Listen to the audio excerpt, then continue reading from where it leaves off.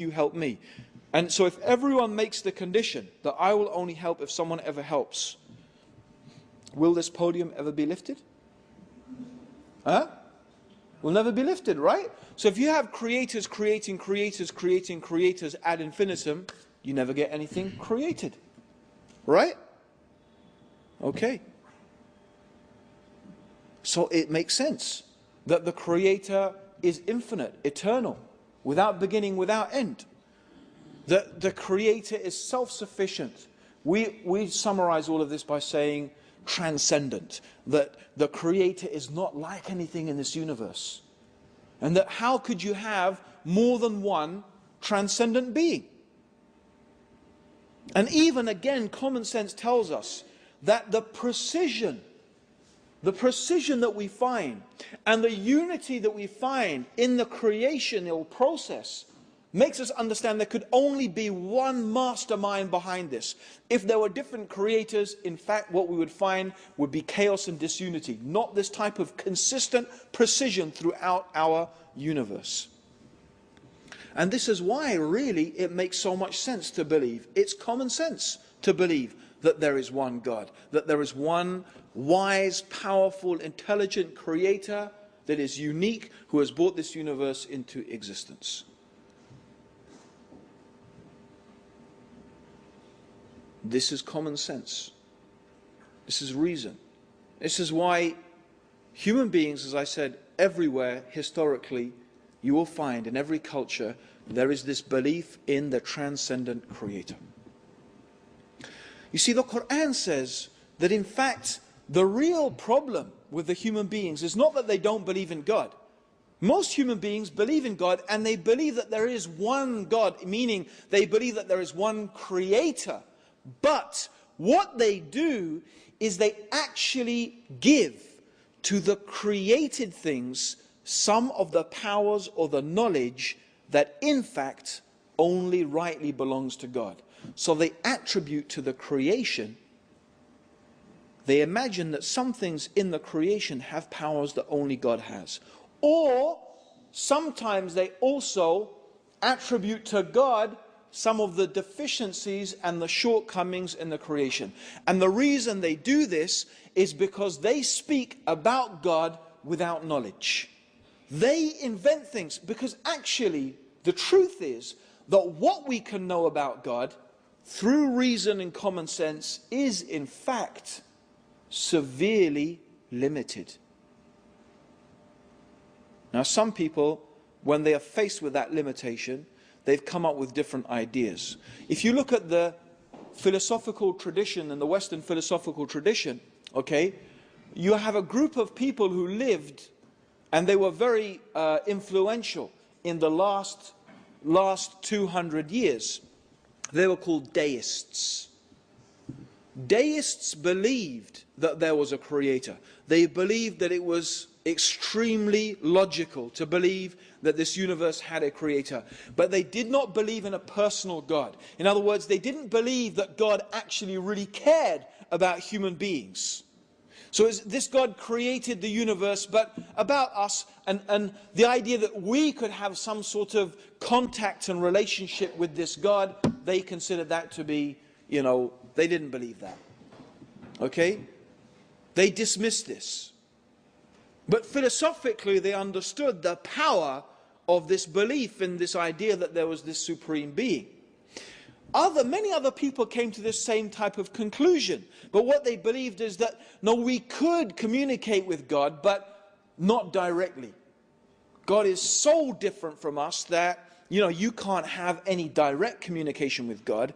And then what they obviously did is they began to imagine, and this is where they begin to start thinking that God has some of the deficiencies of the creation. And they start to imagine that God is like a created thing, which actually contradicts their original premise. They end up contradicting themselves. But, for example, idol worshippers.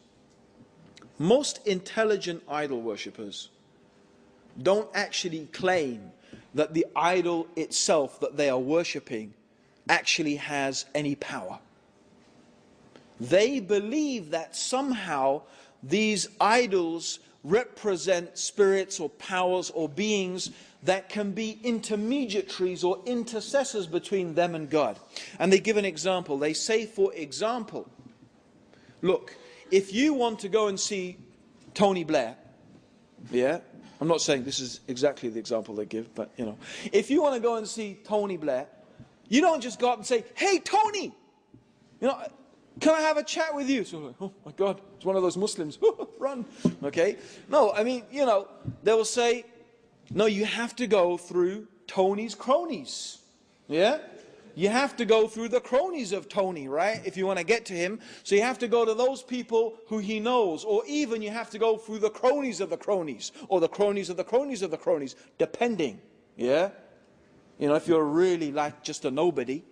But of course, if you're rich and middle class, you know, you could probably get to see him straight away. If you have enough money, he might even come to visit you.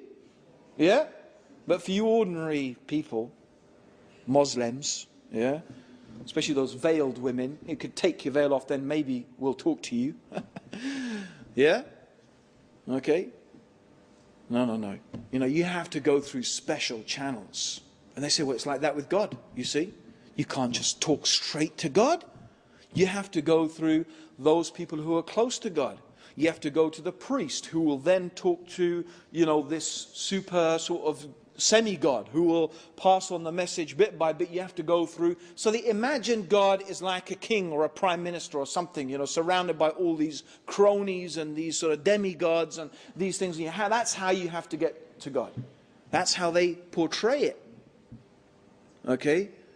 Of course, the problem with this is that immediately these people have presumed that God suffers from the limitations and the deficiencies of the human beings. Right? Because why does Tony need cronies? Can anyone tell me? Why does Tony need cronies? That Tony is human being. Because he's a human being. He's afraid of being assassinated. He's afraid of terrorists. He's also afraid. He's not afraid. He just simply doesn't have enough time to deal with the complaint of every single individual person, right?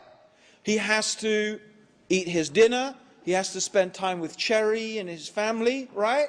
He has to go on holiday, usually at the expense of some rich friend of his, you know. Nothing wrong with that, actually. I don't think there's anything wrong. Personally, I think there's nothing wrong with that at all.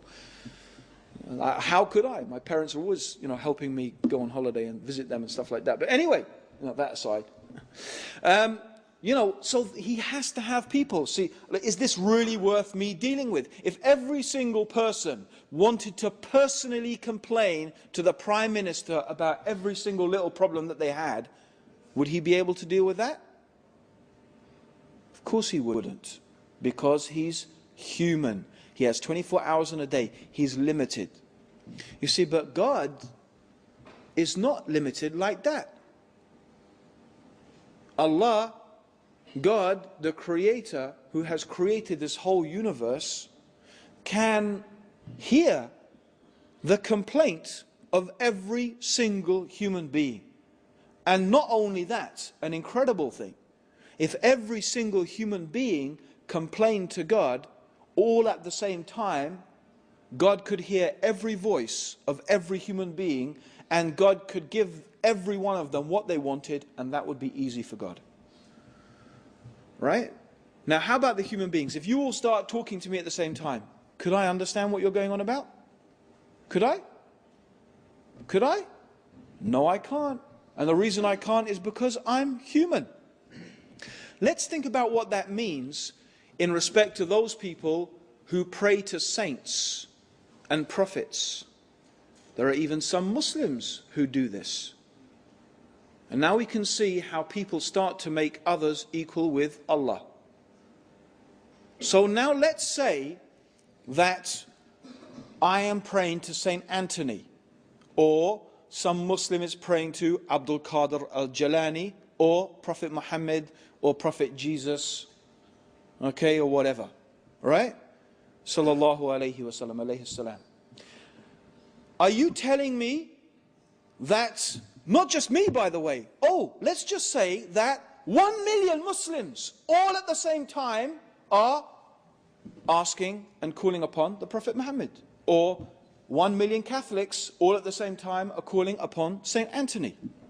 Are you telling me that Saint Anthony can hear 1 million voices all at the same time?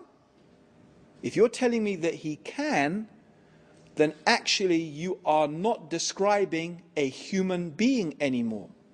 You are saying that he has powers that are actually divine powers. You are now beginning to make that person equal with Allah, with God. Whether it's the Prophet Muhammad sallallahu alaihi wasallam, or Prophet Isa, or Saint Anthony, or Abdul Qadir al-Jalani, if you first of all put aside the argument of whether the dead can even hear the living, okay, let's put that aside. Although I believe that the dead cannot hear the living. That's why it's called barzak. Calling upon a dead person is like calling upon a brick. But let's put that aside. Let's say they can hear. Are you saying they can hear these multiple voices all at the same time? You're not really saying they're human anymore. And they could deal with all these prayers and all of these supplications? That's a divine attribute. And this is how people either they imagine that God, Allah, is limited. See, they've given to Allah limitations, and they've given to human beings exaggerations. This is how people start to make and worship things, and they put, and listen, if I pray to Saint Anthony, don't I hope that he's going to hear me? Don't I trust that he's going to answer my prayers? Don't I put then faith and hope and trust, and I believe that he's going to give me what I want and what I need? Or if I pray to Prophet Muhammad or Jesus or whoever it may be, doesn't it therefore become a God, an object of worship? It does, of course it does. And the Quran deals with this. Actually, there is something more foolish about idolatry. And the basic reason why it's foolish is because of simple common sense. Any human being who spends some time thinking about it would realize this is foolishness. And again, the Quran appeals to common sense. A beautiful story is the story of Abraham. See, Prophet Abraham, he is well known for smashing idols. Bit of a radical. Can you imagine that these days? Prophet Abraham tried so hard to convince his people. You see, from a young age, he was brought up, his father's house. He was watching, his father used to make idols. So he used to see his dad get a piece of wood, chop up the piece of wood and make an idol, use the chippings to heat the fire to cook their food, yeah? And then this idol which he made, he would see his dad give it to the people, and the people would pray to it. And he realized, this is the same thing we were cooking our dinner with. Right? And now the people are worshipping it. He's brought up realizing that what is this? And then he noticed the people, they're worshipping the sun, the moon, and the stars. But he's looking, he's seeing, well, the stars are there, and then the moon comes out and outshines the stars. And then the sun comes, and that outshines everything. And then the sun sets. And why are we worshipping things that obviously are controlled by something else? It doesn't make any sense to worship them. They don't have the power. They're under the power of something else.